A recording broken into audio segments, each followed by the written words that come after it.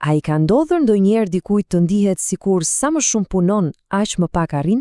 E po, në këtë analizë do të zbulojmë parimin që e zgjidh pikërisht këtë paradoks. Bëhet fjalë për zakonin e 7, ose siç njihet ndryshe, të mprehesh sharrën. Ky është zakoni themeli, që i bën të gjitha të tjerët të mundshëm. Dhe ky citim e kap thelbin e gjithçkaje. Fakt. Na kujton se suksesi afatgjat nuk vjen nga ato përpjekjet e mëdha heroike, por të rralla. Jo. Vjen nga veprimet e vogla, të qëllimshme, që bëhen ditë pas dite. Le të shohim se si kjo ide zbatohet në jetën reale. Për ta kuptuar vërtet fuqinë e këtij zakoni, s'ka shembull më të mirë se një histori e vjetër, por jashtëzakonisht e fuqishme. Shëmbëlltyra e druvarit dhe sharrës së tij.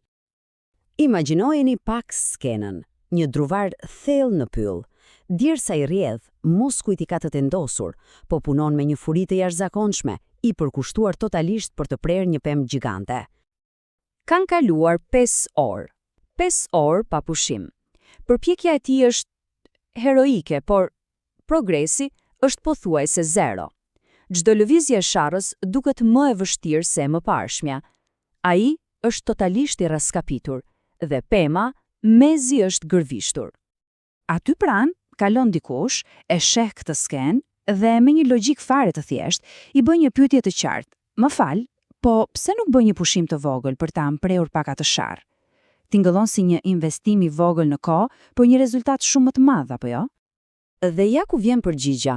Absurde, por që e dëgjojmë kaq shpesh. Nuk kam kohë ta mpresh sharrën, jam shumë i zënë duke sharruar. Pikërisht kjo pikpamje dritë shkurtër është problemi thelbësor që zakoni i 7-të synon të zgjidh. Sa herë përdoret ky justifikim në jetën tonë të përditshme? Pra, ja ku e kemi për kufizimin e qartë. Sharra jemi ne, trupi ynë, mendja jon, shpirti ynë, kapaciteti ynë për të punuar, për të dashur, për të jetuar.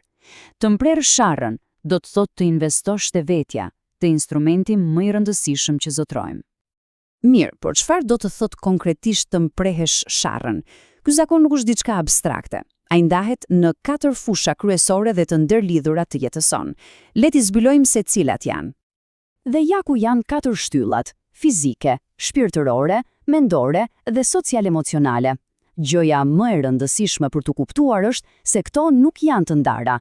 Neglizhimi i njërës ndikon drejt për drejt tek të tjerat. Për shembull, kur jemi të lodhur fizikisht, është pothuajse e pamundur të jemi të duruar emocionalisht. Pra, ekuilibri është qelsi. Rinovimi i 3 dimensioneve të para, pra fizik, shpirtëror dhe mendor, konsiderohet një fitore private. Këto ndërtojnë forcën dhe sigurinë tonë të brendshme, themelin mbi të cilin ndërtohet gjithçka tjetër. Le të fillojmë me dimensionin fizik. Këtu kemi 3 fusha kyçe: qëndrueshmëria, fleksibiliteti dhe forca. Ajo që është interesante është se kujdesi për trupin është një aktivitet me ndikim jashtëzakonisht të lartë, por që shpesh neglizhohet sepse nuk ndihet urgjent. Ironia është se nuk kemi kohë të mos e bëjmë atë. Tani, dimension shpirtëror. Kjo nuk ka të bëjë domosdoshmërisht me fen, bëhet fjalë për lidhjen me atë që ka më shumë rëndësi për ne. Për dikë mund të jetë meditimi, për dikë tjetër kalimi i kohës në natyrë, ose thjesht të zhytesh në muzikë apo letërsi të madhe. Kjo fjali e Martin Lutherit e përmbledh në mënyrë perfekte. Rinovimi shpirtëror nuk është një humbje kohe kur jemi të zënë, është një burim fuqie, është investimi që na jep energji të shumëfishuar për gjithçka tjetër që duhet të bëjmë. Shumë prej nesh sapo mbarojmë shkollimin formal e lëm mendjen të fle. Ky slajd tregon kontrastin e qartë midis konsumimit pasiv, si shikimi i televizorit pa menduar, dhe angazhimit aktiv që e mban mendjen të mpreth dhe të gjallë. Pyetja është, sa nga koha jone lirë shkon në kolonën e parë dhe sa në të dytën? Në rregull, tani le të kalojmë nga fitoria jone brendshme te ajo e jashtme. Dimensioni i 4 ka të bëjë me marrëdhëniet tona, themelet e asaj që quhet fitoria publike. Këto 2 dimensione, social dhe emocional, janë praktikisht të pandashme. Shëndeti ynë emocional është një pasqyrim i drejtë për drejtë i cilësisë së marrëdhënieve tona. E bukura këtu është se rinovimi në këtë fushë nuk kërkon të planifikosh kohë ekstra. Ai ndodh në çdo ndërveprim tonin të përditshëm.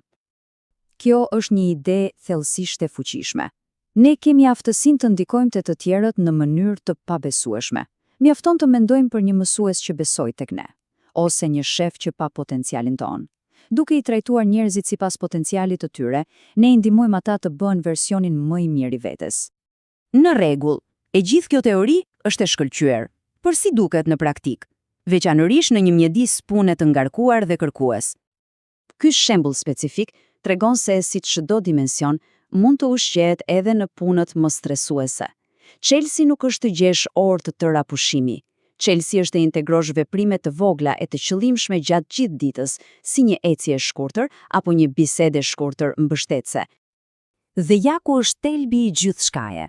Një menaxher i lodhur, i stresuar apo i demotivuar, thjesht nuk mund të udhëheqë në mënyrë efektive. Vetë rinovimi nuk është luks, është një domosdoshmëri strategjike. Nuk është egoizëm, por është investimi më i zgjuar për sukses afatgjat. Dhe tani, arrim te koncepti që i lidh të gjitha bashk. Këto zakone nuk veprojnë në izolim. Ato ndërtohen mbi njëra tjetrën, duke krijuar një vrull pozitiv, një lloj efekti ortek. Këtu ndodh magjia e sinergjisë. E tëra është më e madhe se shuma e pjesëve. Përmirësimi në një fushë ushqen të gjitha të tjerat. Kur kujdesemi për trupin, mendja bëhet më e qartë. Kur qendra jonë shpirtërore është e fortë, marrëdhëniet tona lulëzojnë. Dhe kështu, rinovimi na fuqizon të lëvizim në këtë spiralë rritjeje të vazhdueshme. Vini re, nuk është një cikël që na kthen në të njëjtin vend, por një spiral. Çdo herë që e përsërisim procesin, jemi në një nivel më të lartë, me më shumë mençuri, aftësi dhe fuqi. Dhe kështu, e mbyllim aty ku e nisëm, me një pyetje për reflektim. Druvari ishte shumë i zënë duke sharruar. Po ne, cila është ajo gjë në jetën tonë për të cilën themi se jemi shumë të zënë? Përgjigjja e kësaj pyetjeje mund të ndryshojë gjithçka.